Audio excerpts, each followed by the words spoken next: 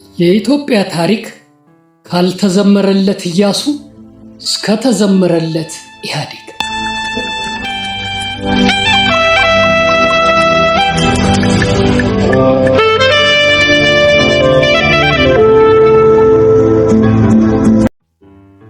ደራሲ ፍስሐ ያዜ ካሳ።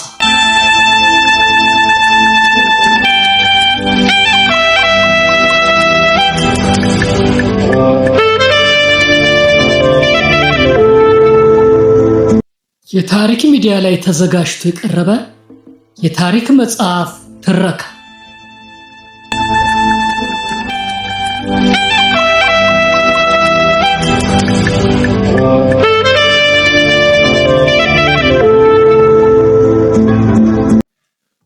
መጽሐፉ የታተመው በ2004 ዓመተ ምህረት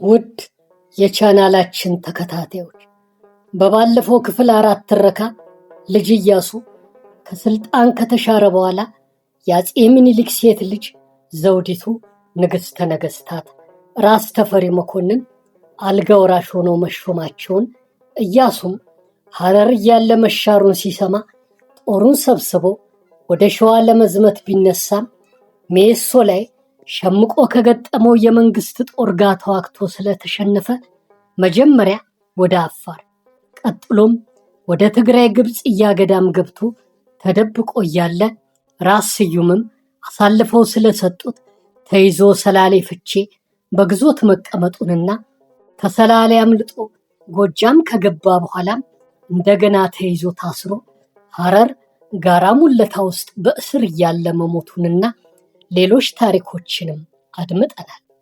አሁን ደግሞ የክፍል 5 ትረካ ይቀርብላችኋል።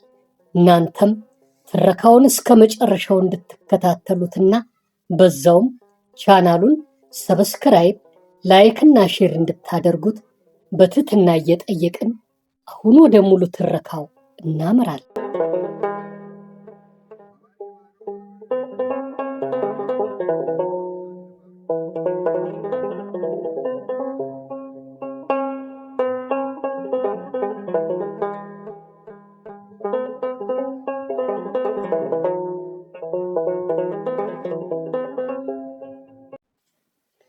በ2002 ዓመተ ምህረት ኅዳር ወር ላይ 17ኛው የኢትዮጵያ ጥናትና ምርምር ዓለም አቀፍ ጉባኤ ስብሰባን ተከትሎ በደሴ ከተማ ዘ ላይፍ ኤንድ ታይምስ ኦፍ ልጅ ኢያሱ ኒው ኢንሳይትስ በሚል ርዕስ አንድ ዓለም አቀፍ ጉባኤ ተካሂዶ ነበር።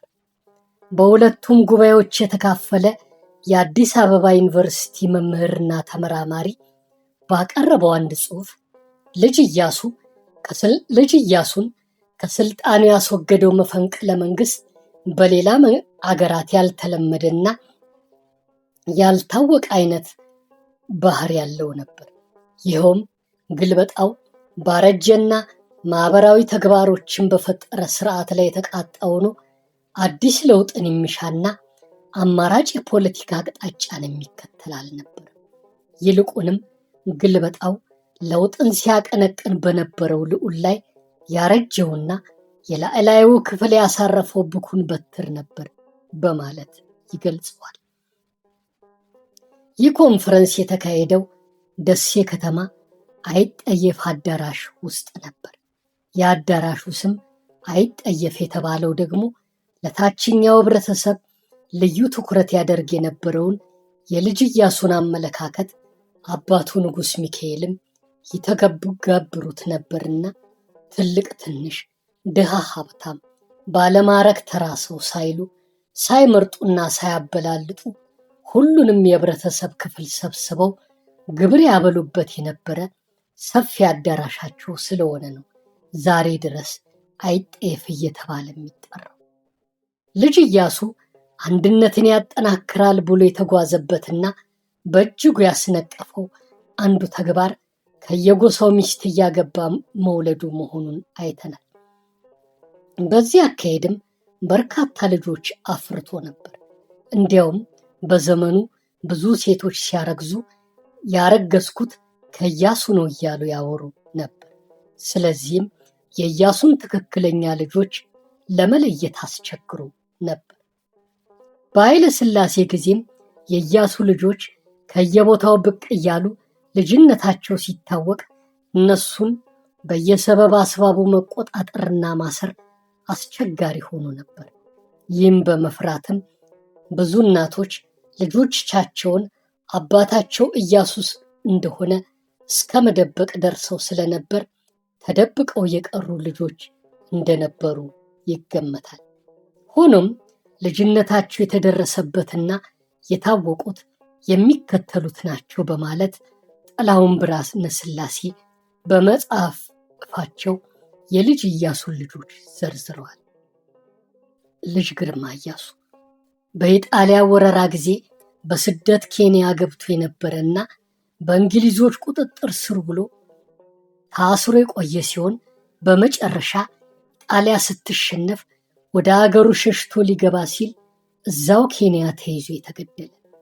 ሚናስ ኢያሱ ጎጃሜዋ እናቱ ለአንድ መነኩሴ አደራ ሰጥታው ወደ ወሎ አብረው ሲጓዙና የሞላ ወንዝ ሲሻገሩ እናቱን ወንዙ ሲወስዳት መነኩሴውና ሚናስ ተረፉ። ሚናስ ወሎ ግሸን ማርያም አጠገብ በምትገኘው ሙፋ ኪዳነ ምሕረት እያስተማረ አደገ። ጣሊያኖች በገቡ ጊዜ አስረው ቢመረምሩትም መንፈሳዊ ሰው ብቻ መሆኑን ስለተገነዘቡ ፈቱትና ቤት ሰጥተው አስቀመጡት።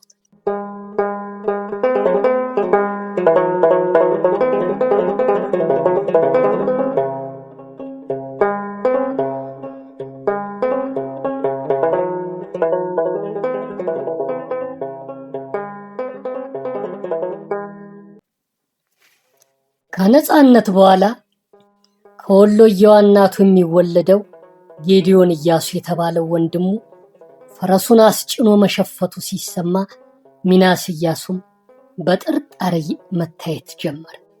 ስለዚህም በጃንሆይ ትእዛዝ አልጋ ወራሹ አስፋወሰን ሚናስን ይዞ ወደ ጃንሆይ ላከው። በአልጋ ወራሹ ቤት በቁም እስር በሚመስል አይነት በእንክብካቤ መኖር ጀመረ።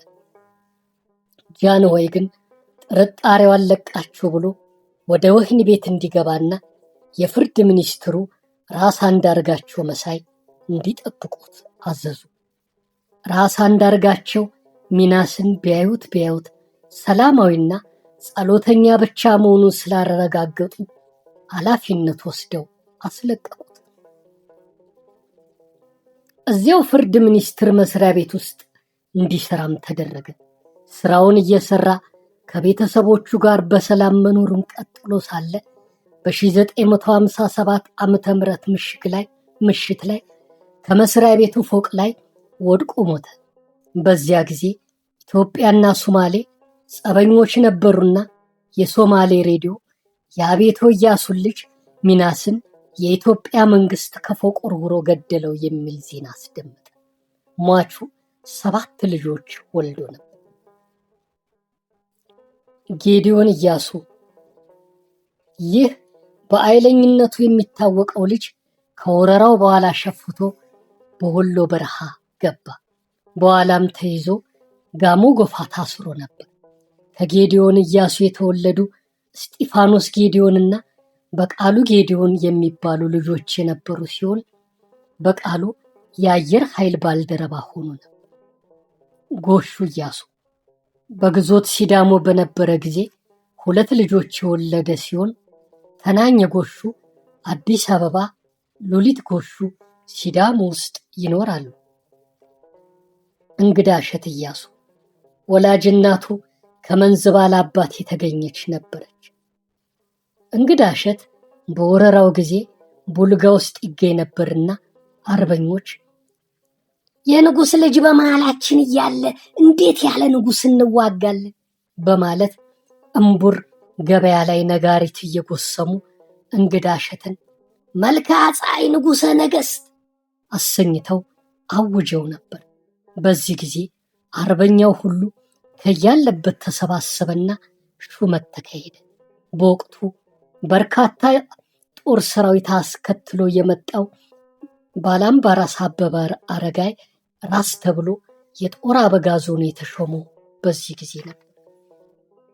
መልክዓ ፀሐይ ኢያሱ በ1931 ዓ.ም መስከረም 17 ቀን ብዙ አርበኞች ከነወታደሮቻቸው መጥተው በተሰበሰቡበት ቦታ ሆኖ የመስቀልን በዓል ሲያከብር እንደ ቀድሞ ንጉሳዊ ስርዓት ወይም ጠላት አገሪቱ ላይ ያልነበረ በሚመስል ሁኔታ ግብር ያበላ ሲሆን በዕለቱም ለ4 ሰዓታት የቆየ የወታደር ሰልፍ ተመልክተዋል።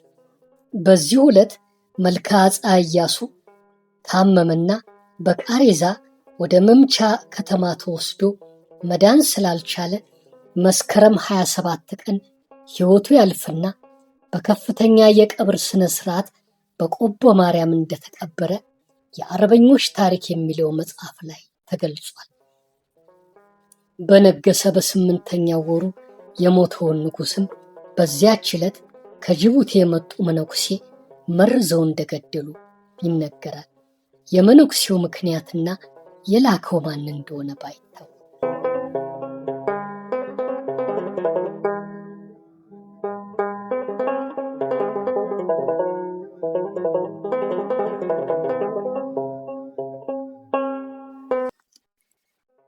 ደጃዝማች ዮሐንስ ኢያሱ። ዮሐንስ በወረራው ጊዜ በአርበኝነት ሲዋጋ ቆይቶ ንጉሱ ከስደት ሲመለሱ እንደ ሌሎች አርበኞች በስሩ ያሉትን ወታደሮች አሰልፎ ንጉሱን የተቀበለ ነው። ሆኖም የጎንደር አርበኞች የሸሸ ንጉስ አይነግስ፣ ያፈረሰ ቄስ አይቀድስም በማለት ንጉሱን አናስገባም ብለው ስለነበርና በዛም ጊዜ ደጃዝማች ዮሐንስ ኢያሱ የመንገስ ፍላጎት አሳይቶ ስለነበረ ጃንሆይ ከ5 ዓመቱ የአርበኝነት ዘመን በኋላ በግዞት ወደ ከፋ ልከውታል። በ1966 ዓ.ም የመንግስት ለውጥ ሲደረግ ተፈቶ ጅማ ሄዶ ሲኖር ታሞ ሞተ። ደጃዝማች ዮሐንስ ሌላው በጃንሆይ ጥርስ እንዲገባ ያደረገው ንጉሱ በስደት ላይ ሳሉ ከአርበኞች ጋር ደብዳቤ ጻጻፉ ነበርና ሌሎች ሁሉ ከጽሑፋቸው ስር ባሪያው ወይም አገልጋዩ እያሉ ሲጽፉ እሱ ግን አክባሪው እያለ ይጽፍ ስለነበር ነው። ከደጃች ዮሐንስ ኢያሱ ልጆች ውስጥ ጀርመን ሀገር የሚኖሩት ፕሮፌሰር ግርማ ዮሐንስ አንዱ ናቸው። ቴዎድሮስ ኢያሱ። ስለ ቴዎድሮስ የሚታወቀው ታሪክ ጋምቤላ ውስጥ ሸፍቶ ሲዋጋ መኖሩንና በኋላ ላይ ናዝሬት ውስጥ ታስሮ እንደነበር። ምኒልክ ኢያሱ። አፋር ውስጥ የተወለደው ምኒልክ ኢያሱ ፖለቲካ ውስጥ ባይገባም ከኢያሱ በመወለዱ ብቻ አፍንጮ በር እስር ቤት ከ25 ዓመታት በላይ ታስሮ የነበረና በመጨረሻ በነፃ የተለቀቀ ነው። ያላንዳች ጥፋት ለረጅም ዓመታት የተንገላታው ምኒልክ ከተፈታ በኋላ እንኳን አገሩን ለመርዳት በተጠየቀ ጊዜ ፈቃደኛ ሆኖ የተቻለውን የሰራ ነው። ምኒልክ የኢሳ ተወላጅ የሆነችውን ወይዘሮ መሬማ አብዱራማንን አግብቶ ድሬዳዋ ሱማሌ መንደር ሲኖር ቆይቶ ልጅ ሳይወልድ ነው የሞተው። የጅቡቲ የነፃነት ጉዳይ በተቀጣጠለበት ጊዜ የጅቡቲው የበላይ ባላባት አልአሪፍ ከምኒልክ ኢያሱ ጋር የአንድ አያት ልጆች ስለነበሩ ለማግባባት የተቻለውን ጥሯል። አልአሪፍ ጃንሆይን የአክስቴን ባል የገደለ ነው እያለ ይጠላቸው ስለነበርና ሊያናግራቸውም ፈቃደኛ ስላልነበር ስለ እነዚህ አይነት ጉዳዮች የሚወያየው ምኒልክ ነበር። ልጅ ምኒልክ በደርግ ጊዜም የጅቡቲ መሪዎችን ለማግባባት ሞክሯል። ልጅ መስፍን ኢያሱ። ልጅ መስፍን ዋልድባ ገዳም ተደብቆና ስሙንም መኮንን እንዳልካቸው ብሎ ቀይሮ የቆየና በ1983 ዓመተ ምህረት የቀድሞ ስሙን መልሶ መስፍን ኢያሱ በሚል በጋዜጣ አሳውጇል። ልጅ መስፍን የቤተ ክህነት ሰው በመሆኑም በፓትርያርኩ በአቡነ ተክለ ሃይማኖት እርዳታ ተደርጎለት ከብት በማርባት ይተዳደር ነበር። ኢህአዴግ ሲገባ ደርግ ዘግቶት የነበረውን ወደ መንበረ ጸባዖት ቅድስት ሥላሴ ቤተ ክርስቲያን የሚወስደውን መንገድ ያስከፈተና ከማዘጋጃ ቤቱ ፍቃድ ውጪ የአፄ ምኒልክን ሐውልት ብርማ ቀለም ያስቀባ ነው። ሐውልቱ በነሐስ ስለተሰራ መወልወል እንጂ መቀባት ባይኖርበትም በተጨማሪም በእሳት አደጋ መከላከያ መስሪያ ቤት በኩል ያለውንና በብረት ሰንሰለት የተዘጋውን የአራዳ ጊዮርጊስ ቅጥር ግቢ በር ከባህታዊ ገብረ መስቀል ጋር በመጋዛ ቆርጠው አስከፍተዋል። በዚህም ተከሰው ነበር።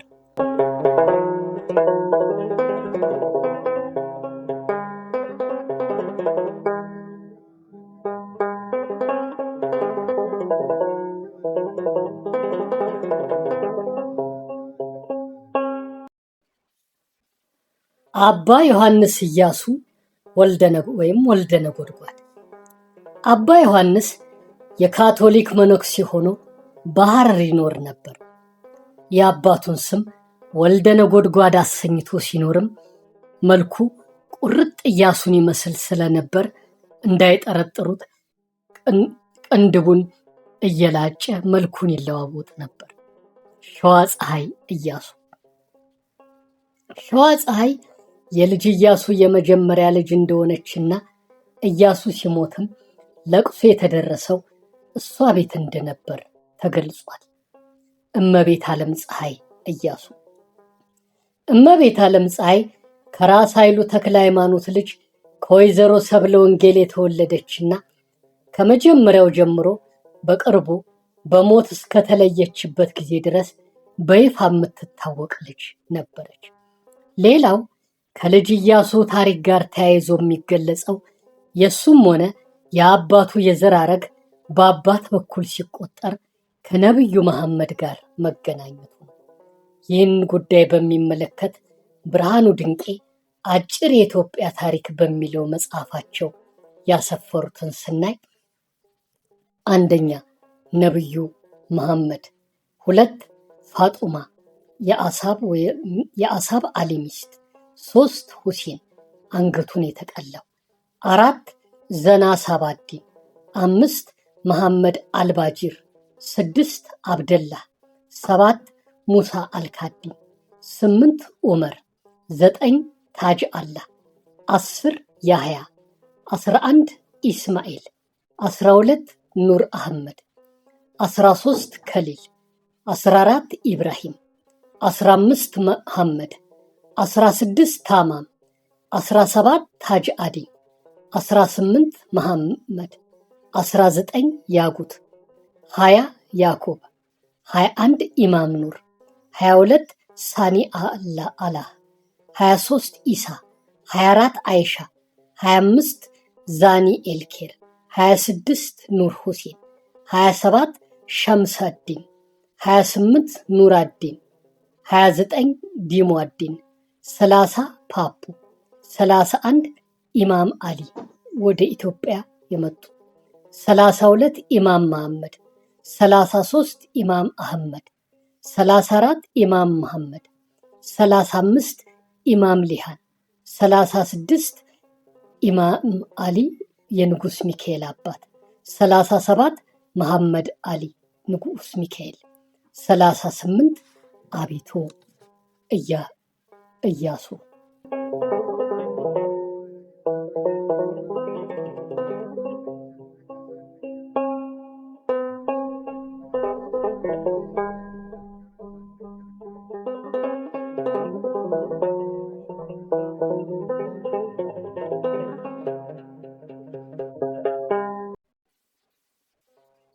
የንጉስ ሚካኤል አባት ኢማም አሊ የነብዩ መሐመድ 36ኛ ትውልድ በመሆናቸው ወይም ነበሩ ተብሎ ስለሚታመን ልጅ ኢያሱ የነብዩ መሐመድ 38ኛ ትውልድ ሆኖ ይቆጠራል።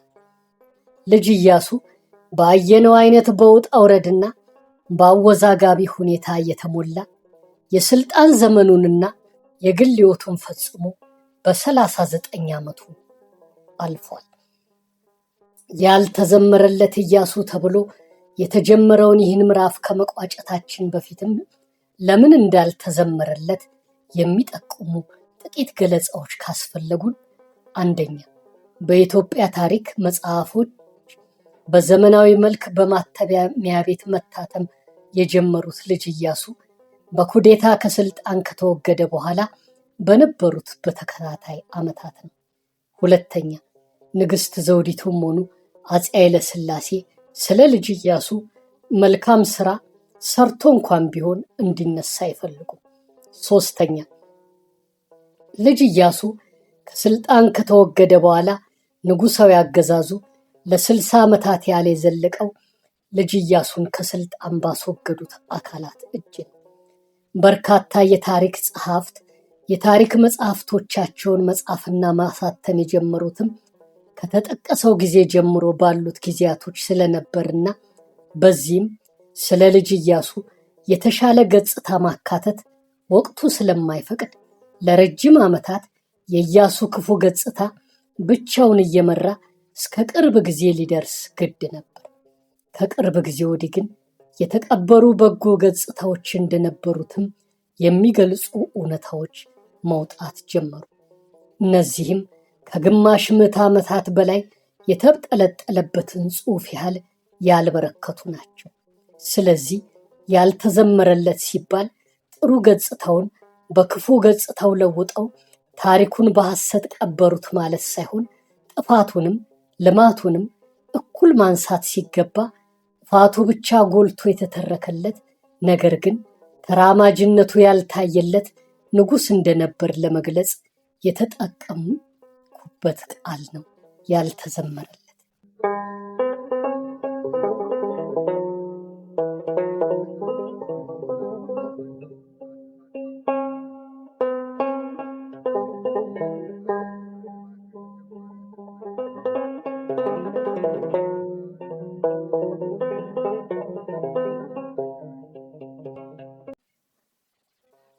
ውድ የቻናላችን ተከታታዮች የልጅ ኢያሱ ዘመነ መንግስት ክፍል 5 ትረካ በሰማችሁት መልክ ቀርቦ ተጠናቋል። በቀጣይ ክፍል 6ን ይዘን እንቀርባለን። እናንተም ትረካችንን እስከ መጨረሻው ስለተከታተላችሁልን እጅግ አድርገን እናመሰግናችኋለን። ሌሎች ቀጣይ ቪዲዮዎችን በለቀቅን ቁጥር በኖቲፊኬሽን ቶሎ እንዲደርሳችሁ የደወሏን ምልክት በመጫን ቻናላችንን ሰብስክራይብ አድርጉልን፣ ላይክም አድርጉልን፣ ሼር እያደረጋችሁም ለሌሎች አዳርሱልን። በኮሜንት ቦታ ላይ ሐሳብ አስተያየታችሁን እየጻፋችሁ ግለጹልን። እግዚአብሔር ኢትዮጵያና ሕዝቦቿን ይባርክ። ኢትዮጵያ ለዘለዓለም ትኑር። እስካሁን ትረካችን ተጀምሮ እስከሚጠናቀቅ ስለተከታተላችሁና ስላዳመጣችሁን እጅግ አድርገን እያመሰገንን በቀጣዩ የቪዲዮ ትረካ እስከምንገናኝ ቸር ሰንብቱልን፣ ደህና ሁኑልን። ሰላማችሁም ምንጊዜም ይብዛልን።